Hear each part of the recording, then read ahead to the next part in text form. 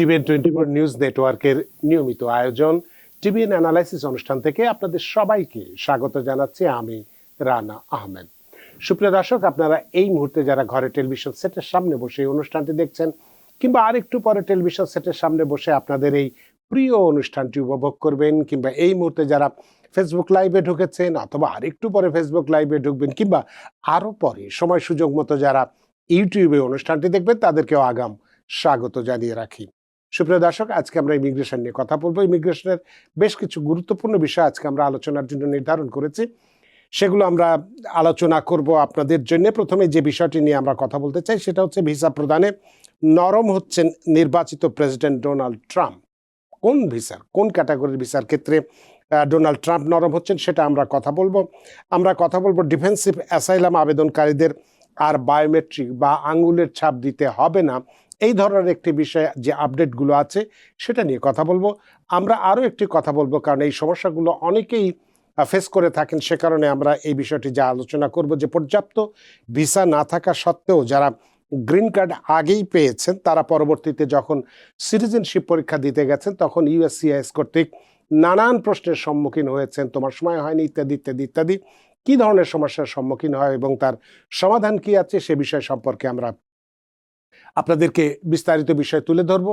সবশেষে যদি আমাদের হাতে সময়ও থাকে তাহলে আমরা আলোচনা করব ইমিগ্রেশন ডিটেনশনে যারা আছেন তাদের কি কি অধিকার আছে সেই সম্পর্কেও বিস্তারিত তথ্য তুলে ধরবো।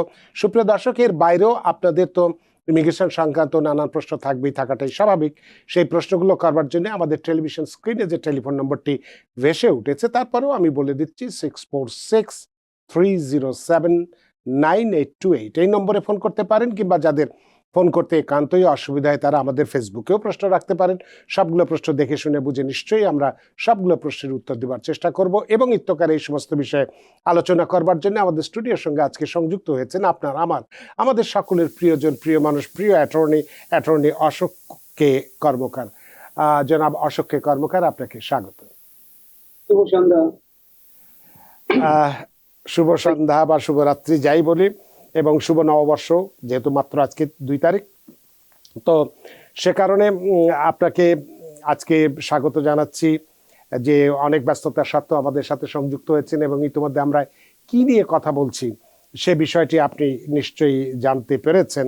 তো প্রথমেই আমরা আপনার কাছে জানতে চাইব যে নির্বাচন কালে আমরা দেখেছি বা নির্বাচনী প্রচারের সময় আমরা দেখেছি প্রেসিডেন্ট ইলেক্ট ডোনাল্ড ট্রাম্প বলেছেন বিশেষ করে যাদের আনডকুমেন্টেড যারা আছেন বা ইমিগ্রেন্টদের সম্পর্কে তার যে একটা নেতিবাচক মনোভাব ছিল, তাদেরকে বের করে দেওয়া হবে ইত্যাদি ইত্যাদি ইত্যাদি নানান কথা ছিল।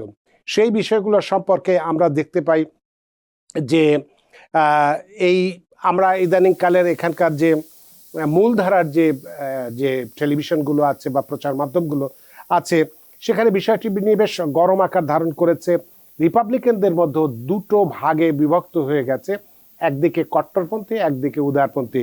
কট্টরপন্থীদের দিকে যদি আমরা তাকাই লরা লুমার এবং স্টেপ মেনন, আবার এদিকে উদারপন্থী হিসেবে যাদেরকে আমরা এখন বিবেচনা করছি তাদের এলন মাস্ক, তারপরে বিবেক রামস্বামী ইত্যাদি, তারা চাচ্ছে একরকম, অর্থাৎ কট্টরপন্থীরা চাচ্ছে সবাইকে বের করে দাও, আর উদারপন্থীরা বলছে যে না, আমাদের যাদের দরকার আছে, বিশেষ করে যেটা আমরা বলেছিলাম যে কোন ভিসার ক্ষেত্রে, কোন ক্যাটাগরি ভিসা, H1B এই ভিসার ক্ষেত্রে অর্থাৎ কর্মসংস্থান ভিত্তিক যে ভিসাগুলো আছে সেগুলোর ক্ষেত্রে এলন মাস্ক এবং বিবেক রামস্বামীরা চাচ্ছেন যে এখানে এগুলো দরকার আছে আমেরিকার উন্নয়নের জন্য। এবং দেখা গেছে প্রেসিডেন্ট ডোনাল্ড ট্রাম্প তিনি এই উদারপন্থী এলন মাস্ক, বিবেক রামস্বামী এদের পক্ষই অবলম্বন করেছে। সুতরাং সেক্ষেত্রে আপনার কাছে জানতে চাইব যে এই H1B ভিসা সম্পর্কে যে প্রেসিডেন্ট ডোনাল্ড ট্রাম্প ইতিবাচক ভূমিকা গ্রহণ করছে এই বিষয়ে আপনার কাছে কি আপডেট আছে, এবং সেক্ষেত্রে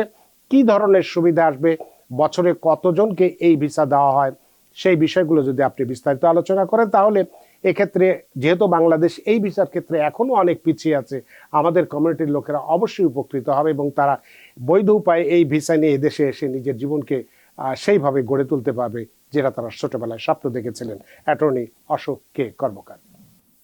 আপনি সঠিকভাবে বলেছেন যে আমাদের প্রেসিডেন্ট ট্রাম্পের যে শিবিরে এক ধরনের লড়াই চলছে, এই লড়াইটা আসলে এটা নতুন কোনো কিছু নয়। বিভিন্ন ভাবে যারা pro immigrant and anti immigrant একটা লবি সব জায়গায় কাজ করে। বিশেষ করে রিপাবলিকানদের একটা সম্পর্কে আমাদের একটা ধারণাই আছে যে রিপাবলিকানরা মূলত অ্যান্টি ইমিগ্রেন্ট। কিন্তু এরপরে এবার দেখবেন যে যে বিরাট একটা অংশ, বিশেষ করে যারা জনপ্রিয় যারা ইলন মাস্ক বা রামাস্বামী, তারা যেভাবে প্রেসিডেন্ট ট্রাম্পকে সমর্থন করেছেন সে সময় থেকে আমাদের ধারণা ছিল এরা, আপনি যাদেরকে প্রোগ্রেসিভ বলেছেন, তারা আসলে এই ধরনের প্রোগ্রেসিভ যে ব্যবসা যদি করতে হয়, পৃথিবীতে যে আমেরিকান যে কম্পিটিটিভনেস সেটাকে যদি বজায় রাখতে হয়, তাহলে নতুন যে ট্যালেন্ট, পৃথিবীর যে রিসোর্স গুলো সেগুলো আমাদেরকে আসলে আহরণ করতে হবে, আমাদেরকে দরকার হবে। কারণ আমেরিকা, যে পরিমাণে আমেরিকার ট্যালেন্ট দরকার এবং যে পরিমাণে ট্যালেন্ট আমেরিকা প্রডিউস করে, তার মধ্যে একটা বিরাট ইমব্যালেন্স হয়ে গেছে। ব্যালেন্সটা ঝুঁকে আছে আমাদের চাহিদার দিকে বেশি, সাপ্লাইয়ের দিকে কম। তো সে কারণে কি হয়েছে, যারা এই মানে বিজনেসে আছেন, যারা কিনা টাইকুন, যারা যারা অনেক হাজার হাজার লোককে বিভিন্ন ভাবে কিন্তু এখানে নিয়ে আসেন H1B তে। H1B হলো আপনি স্কিল লেবার। আর সাধারণভাবেই যারা মেরিটোক্রেসি, যারা বিশ্বাস করেন যে মেরিট যারা আছে তাদের স্কিল ইমিগ্রেন্ট যারা, তারা যদি আসে এই দেশের উপকার হবে। এটার উদ্দেশ্য এই না যে যারা বিদেশ থেকে যাদেরকে আনবে তাদের একটা উপকারের জন্য আনা হচ্ছে, তাদের উপকার হচ্ছে তারা ভালো একটা চাকরি পাচ্ছে। কিন্তু মূলত এদের কাজ হলো আমেরিকার, তাদের দরকার, আমেরিকার দরকার তাদেরকে, যাতে কিনা আমেরিকার 21st সেঞ্চুরিতে তাদের কম্পিটিটিভনেস বজায় রাখতে পারে। যে কারণে দেখবেন প্রেসিডেন্ট ট্রাম্প হয়তো প্রথম দিকে এটার বিপক্ষে ছিলেন, আমরা অনেকেই জানি, বিভিন্ন সময় বলেছেন, কিন্তু মাঝখানে উনি বলেছিলেন। কিন্তু উনি এখন যেটা বলছেন যে ওনার নিজের যে ব্যবসা প্রতিষ্ঠানের প্রায় 700-র উপরে 750-র মতো H1B উনি স্পন্সর করেছেন। তো ইলন মাস্ক উনিও ওনার মানে টেসলাতে অনেকেই করেছেন বা করতে হবে, কারণ supply USA is not that নাও। তো এটা আসলে টোটালি আপনার নেসেসিটি বেস।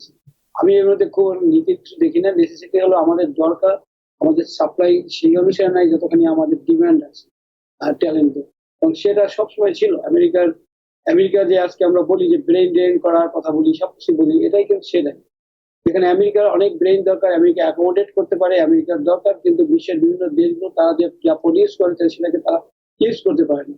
আমরা যেটা আমাদের প্রডিউস করি তার চেয়ে বেশি আমাদের ইউজ করা দরকার হয়। সুতরাং that's why America is Dreamland. America is still a dreamland, or most likely it will be the dreamland for people for over the years. So hopefully president ট্রাম্পের যে এই ধারণার পরিবর্তন, এটা একদিকে খুব ভালো, বিশেষ করে যারা কিনা ট্যালেন্টেড বিদেশে আসতে চান এবং যারা আমেরিকান ড্রিম দেখেন এবং আমেরিকার যারা যারা ভালো চান তাদের জন্য এটা ভালো। এবং আমার মনে হয় যে এটা এর ফলে খুব সুবিধাই হবে মানুষের। আমাদের দেশে আপনি একটা জিজ্ঞেস করছেন কত হাজার লোক প্রতি বছর আসতে পারে, 65,000-এর মতো ভিসা H1B তে দেওয়া হয়। তবে এটার পিছনে একটা মানে পদ্ধতিগত যেটা আছে সেটা হলো লটারি। কারণ প্রতি বছর আমেরিকাতে আসার জন্য, স্কিল লেবার আসার জন্য প্রায় 1 লক্ষ লোক অ্যাপ্লাই করে থাকে। আর তার মধ্যে থেকে 65,000 লোককে, 65,000 অ্যাপ্লিক্যান্টকে বেছে সঠিকভাবে বলা এটা খুব সহজ ব্যাপার না। এটা রীতিমতো শ্রমসাধ্য ব্যাপার এবং এই জন্য পরবর্তীতে এই লটারি চালু করা হয়, যাতে কিনা লটারির মাধ্যমে সিদ্ধান্ত নেওয়া, অর্থাৎ যিনি কিনা সবচেয়ে ভালো মানে উপযুক্ত মানুষ এবং সবচেয়ে যে একবার থ্রেশহোল্ড যিনি অতিক্রম করেছেন, তার মধ্যে কে যে থ্রেশহোল্ড মাত্র অতিক্রম করে তিনি হয়তো লটারিতে উঠতে পারেন এবং সবচেয়ে ভালো যে আপনি বাদ করতে পারেন।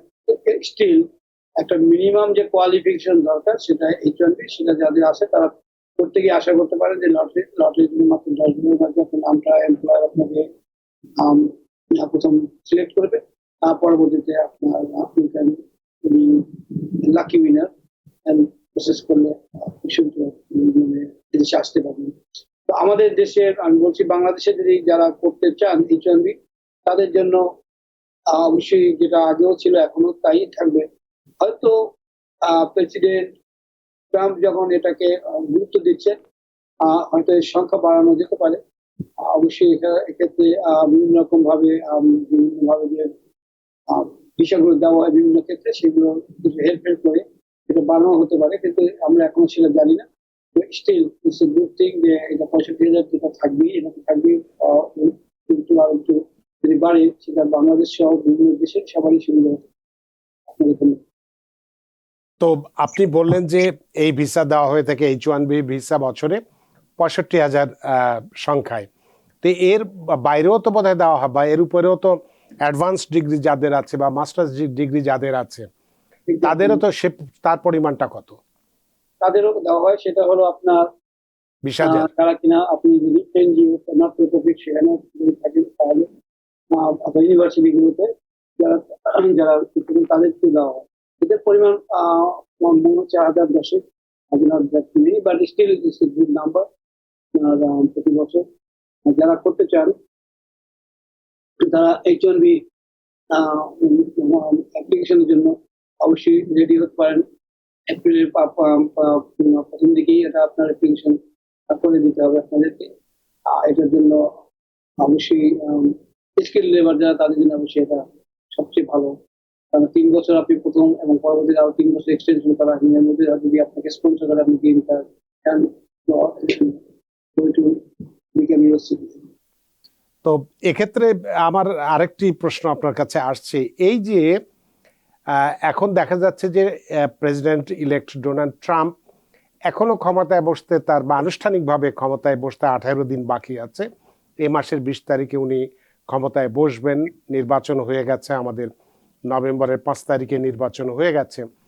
তো সেই নির্বাচন পূর্বকালীন এবং নির্বাচন পরবর্তীকালীন এই 2 মাস বা 2.5 মাস সময়ের মধ্যেই কিন্তু পরিবেশ বা কনসিকুয়েন্স তৈরি হয়ে যাচ্ছে ইমিগ্রেন্টদের ব্যাপারে বা ইমিগ্রেশনের ব্যাপারে একটা বড় ধরনের পরিবর্তন আমরা দেখছি। আপনি কি মনে করেন একজন অভিজ্ঞ এই পেশার সঙ্গে যুক্ত অ্যাটর্নি হিসেবে আপনি, এবং বিশেষ করে এই অ্যাসাইলাম বা অন্যান্য বিশেষ ক্ষেত্রে দীর্ঘদিনের অভিজ্ঞতা আপনার, চৌকস একজন অ্যাটর্নি আপনি, সেক্ষেত্রে আপনার অভিজ্ঞতার আলোকে মনে হয় যে অন্যান্য ক্যাটাগরিতে, যেমন ট্রাম্প বলেছেন যে জন্মসূত্রে নাগরিকত্ব বাদ দিয়ে দেবেন, বা ফ্যামিলি চেইন বা যেটা পরিবার ভিত্তিক F4 যে ভিসা আছে সেটার ব্যাপারে কঠোরতা অবলম্বন করবেন, সেগুলোর ব্যাপারেও কি আপনার কাছে যেটা একটু অভিজ্ঞতার আলোকে বলতে চাই যে নরম হবেন কি, বা এই বিষয়গুলো এতটা ভয় পাওয়ার কোনো বিষয় নেই বলে আপনি মনে করেন?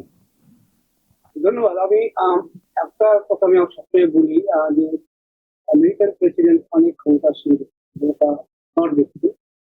বিশ্বের সবচেয়ে ক্ষমতাধর ব্যক্তি হিসেবে বলা যায় আমেরিকান প্রেসিডেন্টকে, কিন্তু অ্যাট দ্য সেম টাইম আপনি আমেরিকান সিস্টেম যদি আপনি জানেন এখানে একটা চেকস এন্ড ব্যালেন্স আছে কাজ করতে। প্রেসিডেন্ট ইচ্ছে করলে অনেক কাজ যেমন করতে পারেন তেমনি উনি সব কাজই করতে পারেন না। আপনাদের মনে রাখা উচিত প্রেসিডেন্ট ট্রাম্প কিন্তু এর আগে 4 বছর আগে কিন্তু ক্ষমতায় আরো 4 বছর ছিলেন, অর্থাৎ তার প্রথম টার্মে ছিল। আমরা সেটাও জানি সে সময় উনি ইমিগ্রান্টদের অ্যান্টি ইমিগ্রান্ট অনেক কথা উনি বলেছেন, বিভিন্ন ব্যবস্থা নেওয়ার চেষ্টা করেছেন, কোনো কোনো ক্ষেত্রে সামান্য হলে সফল হয়েছেন, অনেক ক্ষেত্রে সফল হন।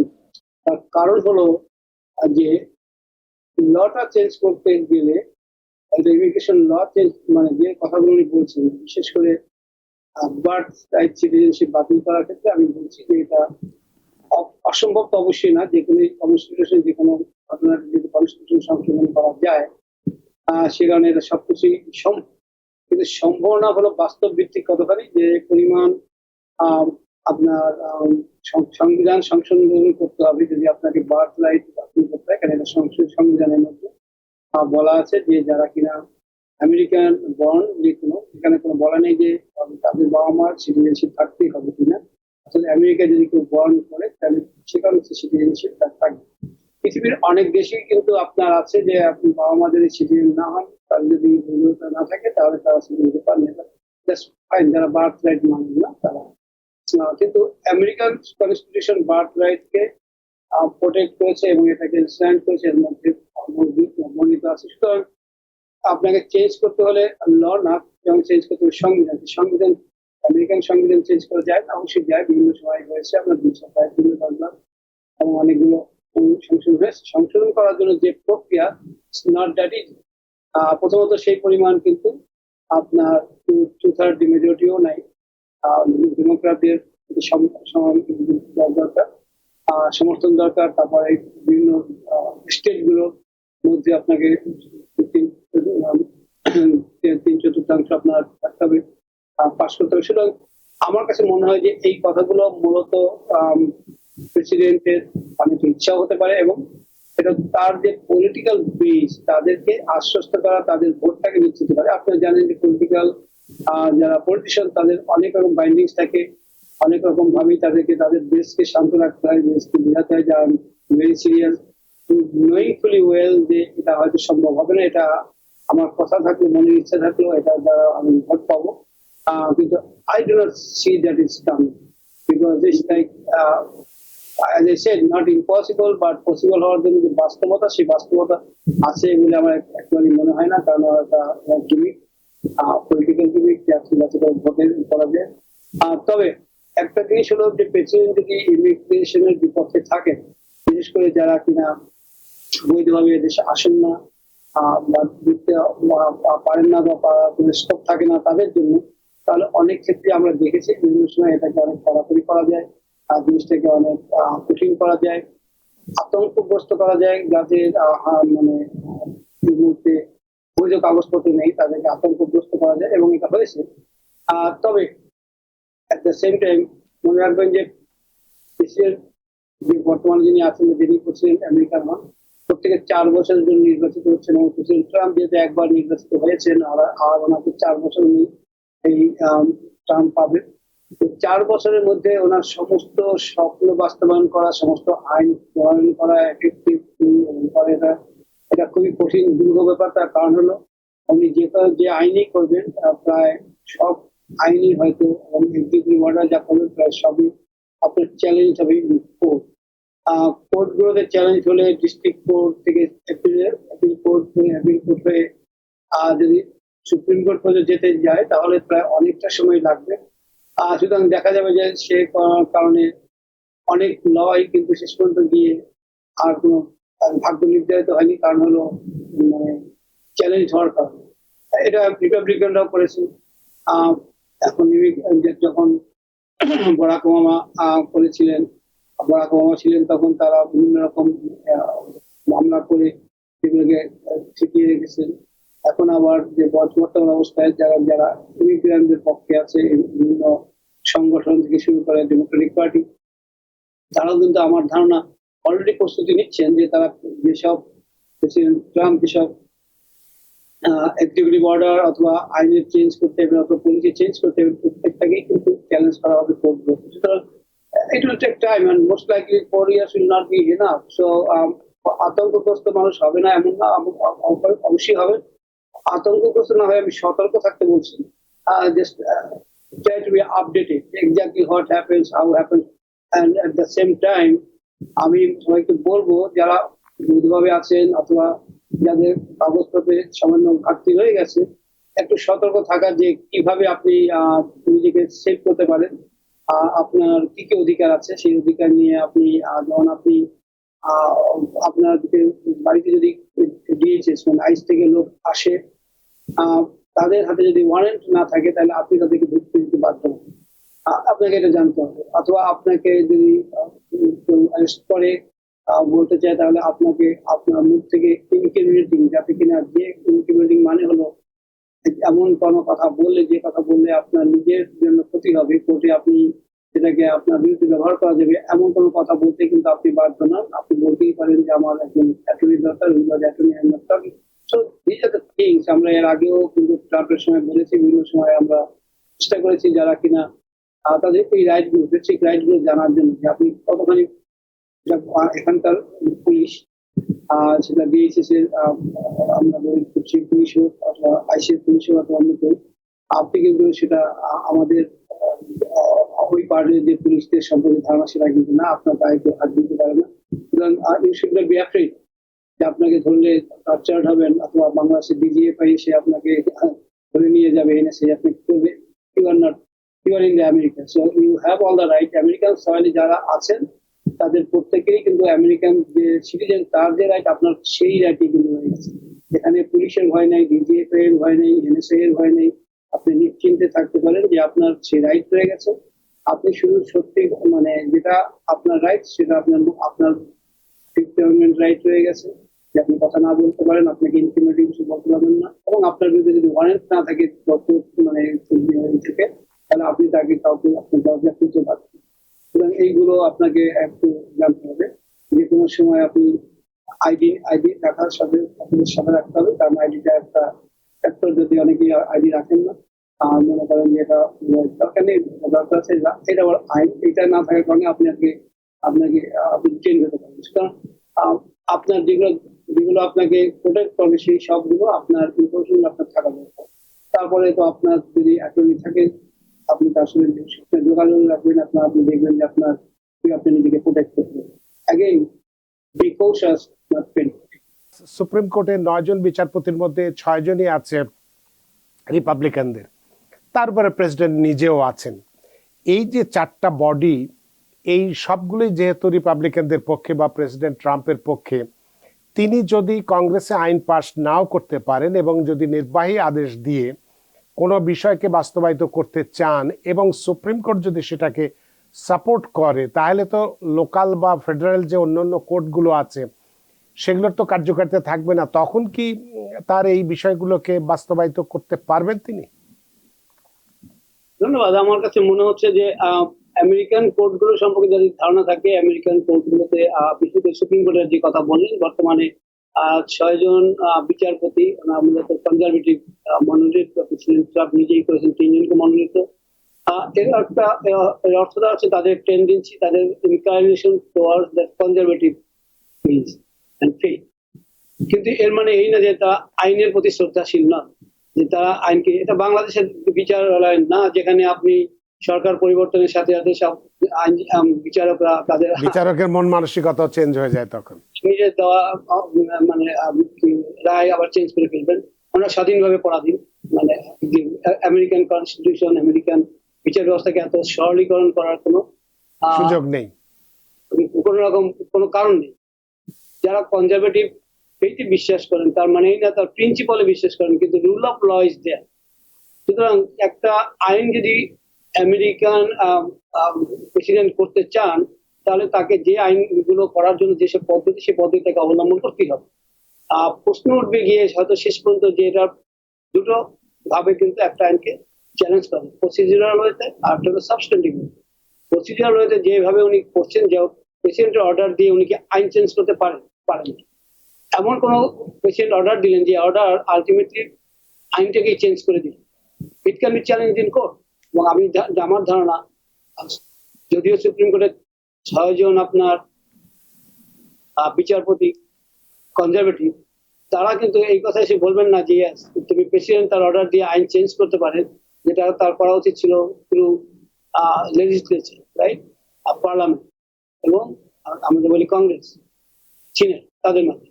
আপনি সেইগুলো বাদ দিয়ে আপনি এক্সিকিউটিভ অর্ডারে একটা ল চেঞ্জ করলেন, আর সেটাকে চ্যালেঞ্জ করলে সুপ্রিম কোর্ট এসে বলবে যে এটা is fine. I don't believe that. অবশ্যই আপনার যদি অ্যাবর্শন নিয়ে যে কথা উঠছে, আপনি দেখছেন লো ওই কেসগুলো উঠছে, সেগুলো এদের একটা মতামত প্রতিফলিত হয়, যে আমরা মনে করি যে অ্যাবর্শন ঠিক অথবা অ্যাবর্শন ঠিক, সেই প্রেক্ষিতে। কিন্তু প্রসিডিউরাল যখন প্রশ্ন উঠবে, তখন দেখবেন আপনি সেটা যেভাবে আইন করা হয়, সেই আইনের যে ব্যাখ্যাটা, সেই ব্যাখ্যাটা কিন্তু তারা তখন দিতে কোনো পিছপা হবে না। তখন কিন্তু প্রেসিডেন্ট ট্রাম্পের কাকে নির্বাচন করেছিলেন, তারা কনজারভেটিভ জায়গা থেকে এসেছেন, কনজারভেটিভ মতামতকে সমর্থন করেন, that will not be the main thing. তো I am not that pen. প্রথমত হলো, বাংলাতে একটা কথাই আছে, যত গর্জে তত বর্ষা নেই, সবাই জানি। আর পলিটিশিয়ানদের কিছু কথা তো বলতেই হয় সবসময়, সব জায়গাতেই আমরা দেখি, যে কেন টেল দ্য ট্রুথ, তাদের লাইভ করাটাই হলো তাদের জন্মগত অধিকার। সুতরাং তাদের কিছু সত্যি কথা, মিথ্যা কথা বলবেন, সুতরাং এতে নিয়ে খুব একটা করার কিছু নেই। তবে একই সাথে অবশ্যই these 4 years are not going to be very good time for immigrants. It will be like every time we have to look at the news, Twitter তো আমাদের X হয়ে গেছে, সেখানে আপনাকে খেয়াল রাখতে হবে যে president who runs the country to X and right to social. So, we know already that, but hopefully it will be changed this time. Hopefully there will be change of mind, at least যারা successful people are there by his side. আমি Elon Musk এবং আপনার বিবেক রামের সঙ্গে বলছি, successful হওয়ার জন্য conservative হয়ে আপনার লাভ নেই, সাকসেসফুল হওয়ার জন্য আপনাকে প্রাগমেটিক হতে হবে। আমাদের দেশের দুজন যারা আছেন তারা অবশ্যই pragmatic people, most likely they will keep the balance. অনেক ধন্যবাদ জনাব অশোক কর্মকার, আপনার এই আলোচনা বিস্তারিত করার জন্য বেশ অনেক খোলামেলা করেই বলেছেন। এক্ষেত্রে আপনার কাছে প্রশ্ন থাকবে যে আমাদের স্টুডেন্টদের নিয়ে, তারা যারা আসেন এখানে উচ্চশিক্ষার জন্য, তাদের বিষয়ে প্রেসিডেন্ট ট্রাম্পের কি ধরনের মনোভাব হতে পারে? কারণ নির্বাচনের আগে আমরা দেখেছি তিনি যারা উচ্চশিক্ষার জন্য এখানে আসেন তাদেরকে এমনকি গ্রিন কার্ড দিয়েও তাদেরকে রাখার কথা বলেছিলেন। এই প্রশ্নটি আপনার কাছে থাকবে, তবে আমরা একটি বিরতি নিতে চাই। বিরতির পরে এসে আপনার কাছে এটা জানতে চাইবে। এবং আহমেদ আবিদুর রহমান ফেসবুকে একটি প্রশ্ন রেখেছেন ভিসা বুলেটিনের চ্যাট বি নিয়ে, কি আপনার প্রশ্নটি ঠিক বুঝিনি, আপনি একটু পরিষ্কার করে যদি লেখেন তাহলে আপনার প্রশ্নের উত্তরটি দেবো। আমরা নিচ্ছি একটি ছোট্ট বিরতি, সে পর্যন্ত আমাদের সাথেই থাকুন। সুপ্রিয় দর্শক, বিরতির পর ফিরে এলাম আপনাদের প্রিয় অনুষ্ঠান টিভিএন অ্যানালিসিসে। আজকের অতিথি অ্যাটর্নি অশোক কে কর্মকার এবং আপনাদের সাথে রয়েছে আমি রানা আহমেদ। অ্যাটর্নি অশোক কর্মকার, বিরতির আগে আপনাকে একটি প্রশ্ন রেখেছিলাম, স্টুডেন্ট যারা আসছেন এখানে, স্টুডেন্ট ভিসা নিয়ে যারা আসছেন, উচ্চশিক্ষার জন্য যারা আসেন, পিএইচডি ডিগ্রি যারা করেন, তাদেরকেও চলে যেতে হয় এবং তারা আবার নির্ধারিত 5 বা 6 বছরের আগে আসতে পারেন না। এক্ষেত্রে সবার জন্য এই ক্ষতি, যেমন এখানকার পয়সা দিয়ে তারা পড়াশোনা করে অথচ তাদের জ্ঞানটা অন্য দেশে নিয়ে যাচ্ছে, বা আমাদের যদি বাংলাদেশের কথাই বলি সেখানে নিয়ে যাচ্ছে, সেখানে যাও তারা ভালো কিছু করতে পারছে না। দুদিক থেকেই ক্ষতি। এই বিষয় সম্পর্কে প্রেসিডেন্ট ট্রাম্পের কি প্রতিশ্রুতি আছে সেটা যদি আপনি বলেন, তাহলে যারা এই পিএইচডি ডিগ্রি নিয়ে এখানে বা স্টুডেন্ট ভিসা নিয়ে যারা এখানে আসেন তারা একটা সিদ্ধান্ত নিতে পারবে। অ্যাটর্নি অশোক কর্মকার। ধন্যবাদ। প্রেসিডেন্ট ট্রাম্পের পূর্ববর্তী সময়ে যে ধারণাটা ছিল তার থেকে আমার ধারণা হচ্ছে যে, আমি যেটা মনে করছি যে উনি অনেকটাই পরিবর্তন হয়েছে ওনার, বিকজ আমেরিকান কম্পিটিটিভনেস, যেটা আমার ধারণা এলন মাস্ক এবং যারা অন্যান্য বিলিয়নার আছেন তারা কিন্তু বোঝাতে পেরেছেন যে আমেরিকাকে যদি ওনার, আপনারা জানেন যে আমেরিকা ফার্স্ট একটা নীতি আছে প্রেসিডেন্ট ট্রাম্পের, কথাই আছে আমেরিকা ফার্স্ট, ওনার মেগা যেটা আছে মেগা আন্দোলন।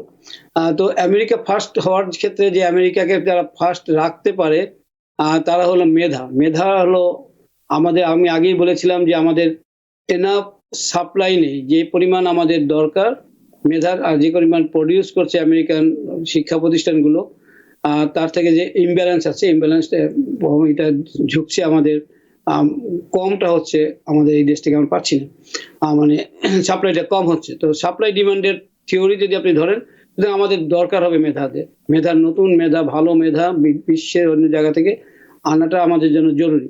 সুতরাং সেদিক থেকে আপনি এই যে কথাগুলো আমরা দেখছি যে H1B, উনি বলছেন আমাদের এটা খুব পজিটিভ দরকার আছে। আগে উনি বলছিলেন একসময় যে এগুলো সবই উনি সমস্ত বৈধ এবং অবৈধ পথে যত এদেশে ইমিগ্রেন্ট আছে সবগুলোই কাট করবেন, কিন্তু আপনি দেখছেন যে চেঞ্জটা, তো চেঞ্জগুলো কারণ হলো যারা মানে ওনার কাছাকাছি আছেন তারা হয়তো এবার অনেকটাই বোঝাতে সক্ষম হয়েছেন যে ইমিগ্রেন্টদের আমরা কিন্তু করুণা করছি না, তাদেরকে নিয়ে আসার অর্থ এই না যাতে তাদের নিজের দেশে থাকতে পারছেন না বলে তাদেরকে নিয়ে আসছি, তা না। সুতরাং এই যে আপনার ধারণাটা চেঞ্জ হওয়া যে আমাদের নিজেদের স্বার্থই দরকার, American competitiveness in 21st century, America first this time or in 21st century, তা সেখানে আমাদের এগিয়ে থাকতে হলে আমাদেরকে মূলত যারা ট্যালেন্টেড পিপল তাদেরকে নিয়ে আসতে হবে। সুতরাং সেদিক থেকে আমি বলতে পারি যে যারা এদেশে পড়াশোনা করছেন, প্রেসিডেন্ট ট্রাম্প এর আগে একটা মন্তব্য করেছিলেন যারা এদেশে পড়াশোনা করছেন তাদেরকে নিয়ে, যে একটা পজিটিভ মন্তব্য করেছেন যে তাদেরকে এদেশে রেখে দেওয়ার জন্য, তাদের থেকে যাওয়ার জন্য কোনো কাজ করতে পারেন। সুতরাং এইসব আলোকে আমি বিশ্বাস করি যে এইবারের তার Presidency will be, I think it will be different from his first 4 years। কারণ হলো এখন অনেক জিনিসই উনি, আমার ধারণা উনি অনেকটাই বুঝতে পেরেছেন, অথবা অনেক কথাই প্রথম বছরে আপনারা অনেকেই জানেন যারা পলিটিক্স নিয়ে কথা বলি, আর যদি আমার মূল এটা না, পলিটিক্স আমার মূল বিষয় না সেই অর্থে, তবে বলি পলিটিক্স যারা প্রথমবারে যা প্রেসিডেন্ট যারা থাকেন তারা যেভাবে একটা পলিসি নিয়ে আগান, পরের বছরে তারা ভিন্ন। তার কারণ হলো তাদের দ্বিতীয় আর তৃতীয়বার হওয়ার আর কোনো স্কোপ নেই, 16 বছর ক্ষমতায় থাকার কোনো জায়গা নেই আমেরিকায়, সেটা একটা সমস্যা। তো সে কারণে আপনার ওই যারা পরবর্তী সেকেন্ড টার্মে গিয়ে কিন্তু তারা অনেক কিছুই করেন, তখন জনমতের তুলনায় তারা চেষ্টা করেন দেশের লাভের জন্য। জনমত প্রথম বছরে দরকার, যে আপনার যে ধরেন প্রেসিডেন্ট ওবামা ওবামা কিন্তু ইমিগ্রেশনের পক্ষে অনেক কথা বলেছেন নির্বাচিত হওয়ার আগে। প্রথম 5 বছরে he did not do single thing for the benefit of immigrants. শেষ বছরে এসে উনি যখন শুরু করলেন, তখন ওনার সময় শেষ টার্মে, তখন কিন্তু ওনার সময় প্রায় শেষ, কিন্তু উনি তখন অনেক ভালো কাজ করার জন্যই করলেন। জনমতের বিপক্ষে গেলেও উনি চেষ্টা করেছেন করতে, কারণ তখন উনি জানেন যে সেকেন্ড টার্মের পর থার্ড টার্ম আসছে না। সুতরাং it is true about president Trump too, যে থার্ড টার্ম না থাকার কারণে সেকেন্ড টার্মে তারা ভালো কিছু করতে চাইবেন, যেটা মাধ্যমে তারা চাইবেন নিজেদেরকে মানে তার মানে আপনার আলোচনার মধ্যে দিয়ে যেটুকু আমরা বুঝতে পেরেছি যে প্রেসিডেন্ট ট্রাম্প যে আগের 4 বছরের 16 থেকে 20 বা 21 পর্যন্ত যখন ছিলেন, সেই সময়ের প্রেসিডেন্ট ট্রাম্প এবং এবারের প্রেসিডেন্ট ট্রাম্পের মধ্যে রাজনৈতিক ট্রাম্প হিসেবে যথেষ্ট পরিপক্ক। সে কারণে আপনি যেটা মনে করছেন যে এই যে পরিবর্তনগুলো আসছে, এগুলো যতটা আপনি একটা উদাহরণও দিয়েছেন, যত গড়ছে তত বর্ষে না। সুতরাং আমরা আশা করি যে সামনের দিনগুলো ভালোই হবে। তো আমরা একটু আমাদের নির্ধারিত আলোচনায় আসতে চাই যে আপনি যে বিষয়টা H1B এবং স্টুডেন্টদের নিয়ে কথাগুলো বললেন, চমৎকারভাবে বলেছেন।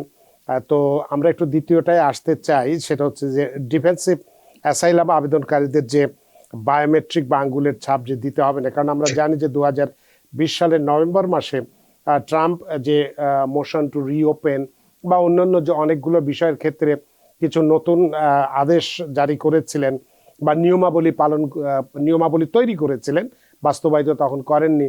এবং প্রেসিডেন্ট ট্রাম্প এসেও বাইডেন এসেও সে বিষয়গুলোকে নাড়াচাড়া করেননি, কিন্তু এখন দেখা যাচ্ছে যে সেগুলোকে তিনি বাতিল করেছেন বা এই ধরনের আপডেট আপনার কাছে আছে। তো এই বায়োমেট্রিক বা আঙ্গুলের ছাপ দিতে হবে না, কেন হবে না, কি কারণে হবে না, এই বিষয়টা যদি একটু বলেন। ধন্যবাদ। আসলে যদি যারা অ্যাসাইলাম প্রক্রিয়ার সাথে যুক্ত তারা জানেন, বিশেষ করে ডিফেন্সিভ মানে হলো যারা কিনা এদেশে ঢোকার সময় অথবা ঢোকার পরবর্তীতে যদি কখনো আইস বা সিবিপি মানে যেটা বলে আইসের দ্বারা আপনি ডিটেইনড হন, তাহলে যখন সেই ডিটেনশন থেকে বের হওয়ার অর্থাৎ হলো একটা রিমুভাল প্রসিডিংস, সেই রিমুভাল প্রসিডিংস থেকে আপনি যদি রিলিফ চান, তাহলে আপনি যেটা করবেন সেটা হলো অ্যাসাইলাম অ্যাপ্লিকেশন করতে পারেন। আমরা তখন সেই অ্যাসাইলাম অ্যাপ্লিকেশনকে বলা হয় ডিফেন্সিভ অ্যাসাইলাম অ্যাপ্লিকেশন। আর যারা এদেশে বৈধভাবে এসে বা কোনো কারণে ধরা না পড়লেন, যদি অ্যাসাইলাম অ্যাপ্লিকেশন করেন, সেগুলোকে আমরা বলি অ্যাফার্মেটিভ, মধ্যকতা। তাই ডিফেন্সিভ অ্যাসাইলাম অ্যাপ্লিকেশন করার পরে আপনার অন্যতম কাজ হলো যে আপনি অ্যাপ্লিকেশন করবেন আপনার বায়োমেট্রিক্সের জন্য। বায়োমেট্রিক্স জন্য যদি আপনি অ্যাপ্লিকেশন না করেন অথবা বায়োমেট্রিক যদি আপনার করা না হয়ে থাকে, তাহলে ধরে নেওয়া হতে পারে যে আপনি আপনার অ্যাসাইলাম অ্যাপ্লিকেশন অ্যাবান্ডন করেছেন, মানে আপনি পরিত্যাগ করেছেন। তো এটা একটা কাজে biometrics is a very important thing, just like small thing মনে হচ্ছে, কিন্তু আইন অনুসারে এটা আপনি যদি সব কাজ ঠিক করার পর, সমস্ত ডকুমেন্ট ঠিক করার পরে কিন্তু বায়োমেট্রিক্স দিলেন না, কিন্তু এই কারণেই আপনার মামলা কিন্তু বাতিল করে দিতে পারে কোর্ট। এবং এটা অনেক সময় হয়েছে, কিন্তু অনেকেই সাফার করেছেন আমি শুনেছি। তো এটা করার ক্ষেত্রে এটা অনেক সময় কেউ মানে আপনার নিজের হতে পারে নেগলিজেন্স, হতে পারে আপনার অ্যাটর্নি নেগলিজেন্স, হতে পারে এটি। তো এখন যেটা করা হচ্ছে সেটা হলো যে যারা অলরেডি ডিফেন্সিভ অ্যাসাইলাম অ্যাপ্লিকেশন করছেন, তাদেরকে এখন আর বায়োমেট্রিক দিতে হবে না, অ্যাপ্লিকেশন করতে হবে না আপনার বায়োমেট্রিক্সের জন্য। এতদিন আমরা বায়োমেট্রিক্সের জন্য অ্যাপ্লিকেশন করে দিতাম, সেই অ্যাপ্লিকেশন করে দিলে আপনাকে পরবর্তীতে একটা অ্যাপয়েন্টমেন্ট স্কেডিউল করা হতো যে কবে গিয়ে আপনি বায়োমেট্রিক্স দিবেন, আমরা সেটাই করি। কিন্তু এই মুহূর্তে সেটা তারা বলছে হচ্ছে যে তাদেরকে বায়োমেট্রিক্স সরাসরি নিজেদেরকে দিতে হবে না, কারণ বায়োমেট্রিক্সের যে যারা এদেশে ডিফেন্সিভে আসেন, আমার ধারণা হলো সেটা হলো তাদের যখন ঢোকার প্রক্রিয়ার মধ্যে থেকে তাদের কিন্তু বিভিন্ন রকম সেই বায়োমেট্রিক্সের যেটা এগুলো করা হয়ে থাকে, ফিঙ্গারপ্রিন্ট থেকে শুরু করে সবগুলি নাও হয়ে থাকে, পরে আর এই ঝামেলার মধ্যে যেতে করা হয়ে থাকে, দে ক্যান ইউজ দ্যাট। আমার অনেকদিন ধরে এরকম ধারণা ছিল যে ইটস লাইক ডুপ্লিকেশন, মানে once you take that all this information, all this fingerprint then সেক্ষেত্রে আবার কেন? তো সেটা তারা ইউজ করছেন, কিন্তু এখানে একটা কিন্তু আছে, সেটা হলো যে লাগবে না বলতে কিন্তু ওরা বলছেন যে আপনাকে অ্যাপ্লিকেশন করতে হবে না। আপনাকে অ্যাপ্লিকেশন করতে হবে না মানে হলো এই না যে আপনার লাগবে না। অর্থাৎ তারা USCIS তারা দেখবে যে অ্যাপ্লিক্যান্ট যিনি আছেন তার বায়োমেট্রিক্স অলরেডি যে নেওয়া হয়েছে, যদি নেওয়া হয়ে থাকে ইউজুয়ালি হয়ে থাকে বর্ডারে, সেটা ইউজেবল কিনা, রিইউজেবল কিনা, অর্থাৎ নতুন ইউজ করা যায় কিনা, এবং এটার মাধ্যমে যদি তারা নিশ্চিত হন যে এটা রিউজ করা যাচ্ছে তাহলে ইউ আর ফাইন। কিন্তু যদি আপনি ফাইন না হন তাহলে কি, don't worry, they are suppose to send you the notice. এখন যেরকম পাঠাচ্ছে সেরকম নোটিশ পাঠাবে। এখন শুধু একটাই পার্থক্য, আগে আপনাকে অ্যাপ্লিকেশন করতে হতো, আপনার অ্যাটর্নিকে অ্যাপ্লিকেশন করতে হতো, they do not have to do that. কিন্তু আপনার কি অপেক্ষা, আপনি আপনাকে লুক আউটে থাকতে হবে, দেখতে হবে যে আপনার কোনো নোটিশ আসছে কিনা। যদি আসে তাহলে আপনি অবশ্যই ফিঙ্গারপ্রিন্ট বা আমরা যাকে বলি বায়োমেট্রিক্স আপনি যাবেন। সুতরাং that is a good change. কারণ হলো আমরা দেখেছি বিভিন্ন সময় যে বায়োমেট্রিক্স অ্যাপ্লিকেশন করার পরে আরো 1 বছর ধরে 1.5 বছর ধরে বায়োমেট্রিক্স আসছে না, আবার লাস্টে গিয়ে আমরা তখন কোর্টকে বলতে বাধ্য হচ্ছি যে আমরা তো 5 বার করেছি, now you can do it, এবং আপনার কাছে কোনো রিপ্লাইও আসছে না যে আপনার লাগবে না। তো দ্যাটস এ ভেরি রিয়েলি আমাদের সময় কম, একটু সংক্ষেপে যদি বলেন। সুতরাং from that point of view it is good thing যে আপনাকে অ্যাপ্লিকেশন করতে হচ্ছে না, you can just wait, if they need it they will send you, if they don't need it you don't worry. অনেক ধন্যবাদ। যে এটাই সুখবর যে এখন আর ডিফেন্সিভ অ্যাসাইলাম যারা আবেদন আছেন তাদের বায়োমেট্রিকের জন্য আবেদন করতে হচ্ছে না, এটি একটি সুখবর। আলোচনার জন্য অনেক ধন্যবাদ। একজন দর্শক অনেকক্ষণ ধরে অপেক্ষা করছেন। সুপ্রিয় দর্শক, কে আছেন টেলিফোনে? দয়া করে নাম পরিচয় বলে আপনার প্রশ্নটি করুন। জি জি, আসসালামু আলাইকুম, আমার নাম হচ্ছে আকরাম।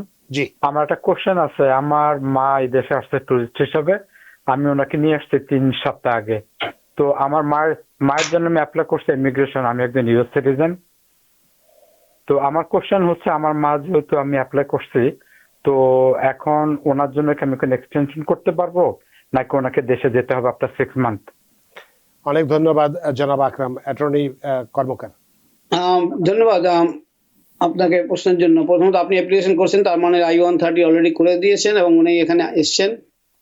যদি আপনি ইউজুয়াল যে আইনটা হলো যে আপনার যদি কেউ এখানে আসার পরে আপনি যখন নিয়ে এসছেন বলছেন, তার মানে আমি ধরে নিচ্ছি যে আপনি B1 B2 তে এসছেন এই দেশে ঘোরার জন্য। সুতরাং উনি ইউজুয়ালি যদি 90 ডেজের মধ্যে কেউ যদি অ্যাডজাস্ট করার চেষ্টা করে তাহলে ধরে নেওয়া হতে পারে যে আপনি অ্যাপ্লিকেশন করেছিলেন যখন যে B1 B2 তে এসেছিলেন, যে কথা সঠিকভাবে বলেননি।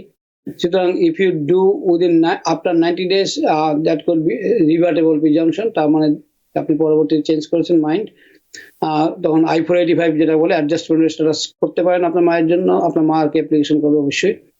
যদি I-130 যদি অ্যাপ্রুভ হয়ে থাকে এর মধ্যে ভালো, যদি না থাকে still not a factor, you can file I-485 after 90 days, and obviously she doesn't have to go back. She can adjust her status from here. ধন্যবাদ। অনেক ধন্যবাদ জনাব আকরাম আপনার প্রশ্নের জন্য। আশা করি এই প্রশ্নের উত্তর পেয়েছেন। অ্যাটর্নি অশোক কর্মকার। আমাদের হাতে সময় নেই, সময়ের দড়িতে আমরা বাধা, সময়ের সীমানা টপকানো কঠিন, তাই অনুষ্ঠান শেষ করতে হচ্ছে। কিন্তু গুরুত্বপূর্ণ আরেকটি বিষয় আমাদের বাদ রয়ে গেল, সেটি আমরা পরবর্তীতে আপনার সাথে আলোচনা করব।